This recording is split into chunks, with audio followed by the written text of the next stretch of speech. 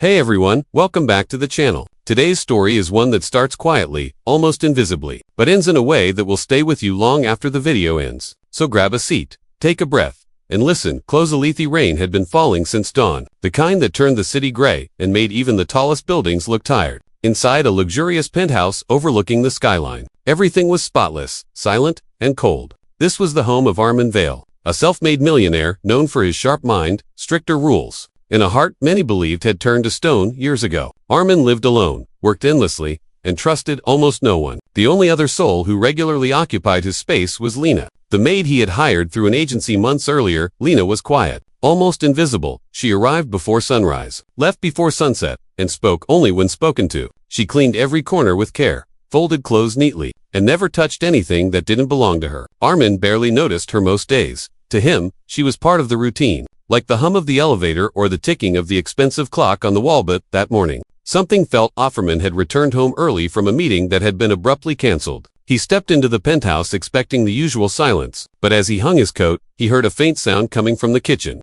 Not the clatter of dishes, not the hum of appliances, but something softer, almost like a muffled sobs. Frowned. Lena was not supposed to be there at this hour. Her shift usually ended before noon. Moving quietly, Armand walked toward the kitchen, each step slow, cautious. The sound grew clearer as he approached, and when he turned the corner, what he saw made him stop cold. There, crouched behind the marble kitchen island, was Lena. Was sitting on the floor, her back pressed against the cabinet, holding a small plastic container in trembling hands. Inside were leftovers from the previous night's dinner, half a piece of bread, some cold rice, and a bit of sauce scraped from the bottom of a plate. She was eating quickly, desperately, as if afraid the food might disappear if she didn't swallow it fast enough for a moment. Armand just stood there, unable to speak. Then Lena looked up. Our eyes met, and the color drained from her face. She froze mid-bite, the spoon slipping from her fingers and clattering softly against the floor. "I'm sorry," she whispered, her voice shaking. "I didn't mean to. I'll clean everything, I promise.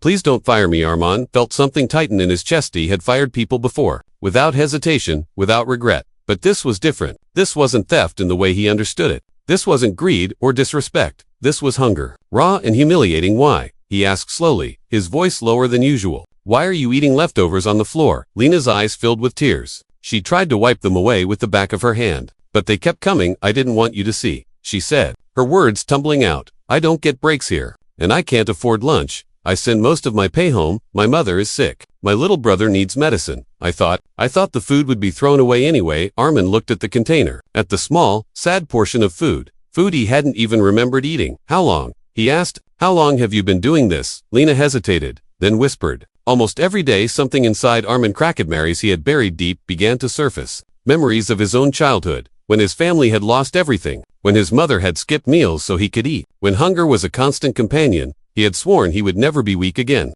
never need anyone, and somewhere along the way, he had forgotten what it felt like to be human. "Stand up," he said. Lena flinched, expecting anger, punishment, but she slowly rose to her feet, her hands trembling. "Sit at the table." Armand continued, confused. She obeyed. Armand opened the refrigerator, then the pantry, shelves stocked with more food than one person could eat in a month. He took out fresh bread, fruit, warm leftovers from last night, and began placing them on the table. "Eat," he said. Lena stared at the food, then at him, disbelief written across her face. "Sir, I can't. This isn't allowed." "I'm allowing it," Armand replied, pulling out a chair across from her. "And from now on, you'll have a proper lunch break, and you'll eat real meals, not scraps." Lena broke down. She covered her face and cried, deep, aching sobs that came from a place of long-held pain and exhaustion. Armand sat there, silent, unsure of what to do, until he finally spoke again. "You should have told me," he said quietly. "I was afraid," she answered between tears. "People don't like problems. They replace them." Those words hit him harder than any insult ever had. After that day, things began to change. Armand learned more about Lena, about her long commute,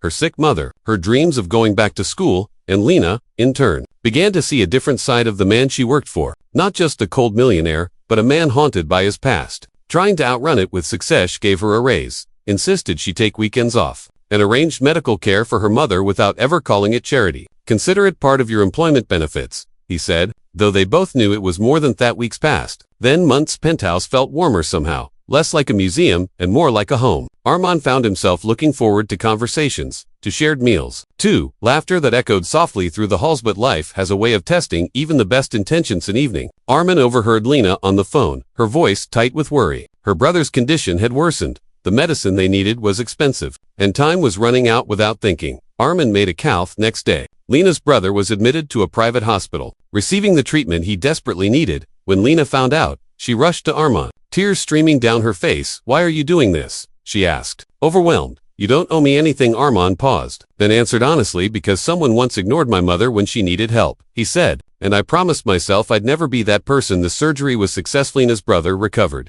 Her mother's health improved, and a weight lifted from her shoulders that she hadn't realized she'd been carrying for years. But the story doesn't end there. A night, long after Lena had gone home, Armin sat alone at the dining table, staring at a plate of untouched food. He remembered the image of her hiding on the floor, eating leftovers in shame, and he realized something that shook him deeply. Wealth had given him comfort, power, and security, but compassion had given him purpose. Months later, Armin did something no one expected: funded a small community kitchen in the neighborhood where Lena lived, a place where anyone could come for a warm meal. No questions asked. He didn't put his name on it, didn't seek praise or publicity. He just made sure it existed. When Lena found out, she smiled through tears. "You changed my life," she told him. Armin shook his head. "You changed mine first," he replied. Years later, when people asked Armin what his greatest investment had been, they expected him to talk about stocks, companies, or real estate. But he always answered the same way: a moment. He'd say, "A moment when I chose to see someone, really see them." And it all started with a maid,